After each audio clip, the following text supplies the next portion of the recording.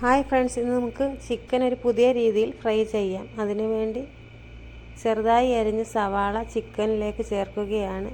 2 തക്കാളി, 2 പച്ചമുളക് ചെറുതായി അരിഞ്ഞത്, കുറച്ച് കറിവേപ്പില, ഒരു മുറി നാരങ്ങയുടെ നീര്.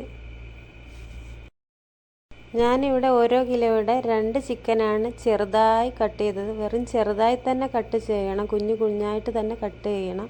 ആ സാധനങ്ങളെല്ലാം അതുപോലെ തന്നെ ചെറുതായിട്ട് കട്ട് ചെയ്യണം.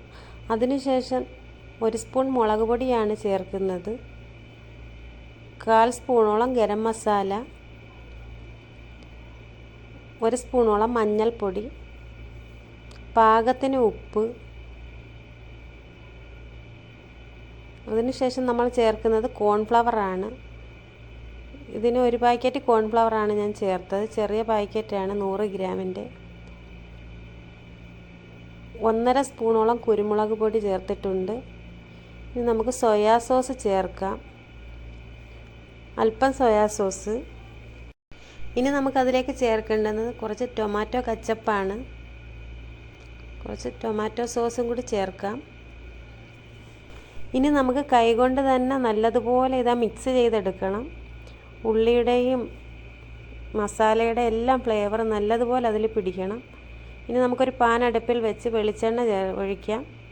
വെളിച്ചെണ്ണയിലോ സൺഫ്ലവർ ഓയിലോ ഏതിൽ വേണമെങ്കിലും തയ്യാറാക്കാം.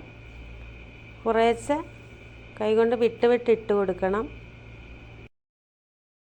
ചിക്കൻ ഈ രീതിയിൽ ഫ്രൈ ചെയ്താൽ പ്രത്യേക ടേസ്റ്റാണ്. നമ്മൾ എല്ലാ രീതിയിലും ഫ്രൈ ചെയ്തിട്ടുണ്ട്, പക്ഷേ ഈ രീതിയിൽ ഉള്ളിയും പച്ചമുളകും കറിവേപ്പിലയും കോൺഫ്ലവറും മസാലയും എല്ലാം കൂടി ഇതിൽ പിടിച്ചതിന് ശേഷം ഇങ്ങനെ ഒന്ന് ഫ്രൈ ചെയ്ത് നോക്കിയാൽ റെസ്റ്റോറൻറ്റ് ഫ്രൈ പോലെ തന്നെയുണ്ട്.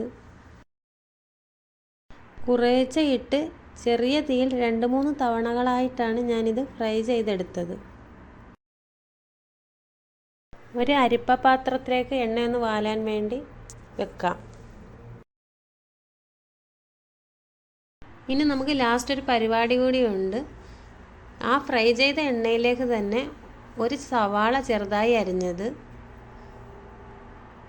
2 പച്ചമുളക് സ്ലൈസായി അരിഞ്ഞത്, 4-5 വെളുത്തുള്ളി നീളത്തിൽ കീറിയത്, കുറച്ച് ഇഞ്ചി നീളത്തിൽ കീറിയത്, ഇതെല്ലാം കൂടി ഒന്ന് ഫ്രൈ ചെയ്തെടുക്കാം. ഇനി നമുക്ക് ലാസ്റ്റുള്ള ആ എണ്ണയിലേക്ക് കുറച്ച് ടൊമാറ്റോ കച്ചപ്പ് ചേർക്കാം. അതിലേക്ക് ചില്ലി ഫ്ലേക്സും പെരുംജീരകം പൊടിച്ചതും കൂടിയാണ് വറുത്തെടുക്കുന്നത്. ഇനി നമുക്ക് നേരത്തെ ഫ്രൈ ചെയ്ത് വെച്ചിരിക്കുന്ന ഉള്ളി അതിലേക്ക് ചേർക്കാം. വെളുത്തുള്ളിയുടെ ഫ്ലേവർ മുന്തി നിൽക്കണം.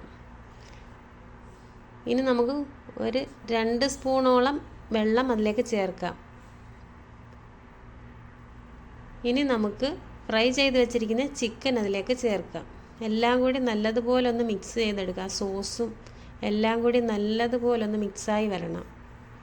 ഇനി നമ്മൾ ചേർക്കാൻ പോകുന്നത് കുറച്ച് എള്ളാണ്, വെളുത്ത എള്ള്. ഒരു ഭംഗിയും ഇടയ്ക്ക് കടിക്കുമ്പോൾ ഒരു ടേസ്റ്റുമാണ്. അങ്ങനെ വെളുത്ത എള്ളും ചേർത്ത് ഒന്നും കൂടി ഒന്ന് മിക്സ് ചെയ്യാം. ഇനി നമുക്ക് കുറച്ച് കറിവേപ്പില കൂടി ചേർക്കാം. കറിവേപ്പിലയോ മല്ലിയില ആയാലും മതി. ഞാനിവിടെ കുറച്ച് കറിവേപ്പിലയാണ് ചേർത്തത്. നല്ല ഒരു ഫ്ലേവറാണ്.